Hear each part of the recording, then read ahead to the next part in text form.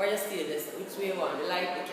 No, listen, it's just... To see what it will look like? Right. Okay, welcome to our... Exactly. Because... Right. Okay, welcome to our biology class for today. We'll be looking at digestion as it occurs in humans.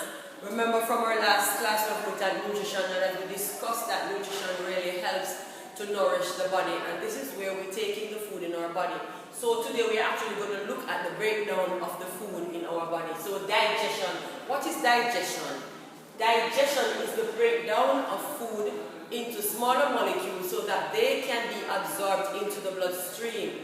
Yes, that's digestion. These large molecules of food are broken down so that your body can utilize them. Remember, your cells are very small. The food has to get down into your cells. Your cells need to carry out the life process. So these small molecules will have to get into the cell so that the cell is able to survive. So just imagine a large dumpling that you eat, or a piece of yam, or a piece of bread.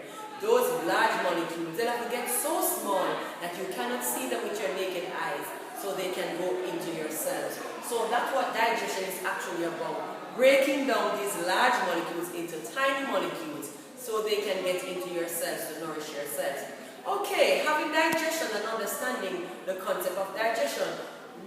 There are two types of digestion. We have chemical digestion and the physical digestion. Can someone tell me what does it mean to have a physical digestion or mechanical digestion?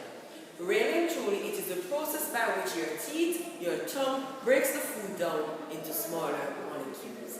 After physical digestion, there goes chemical digestion. The food is now broken down by the action of chemicals within the body.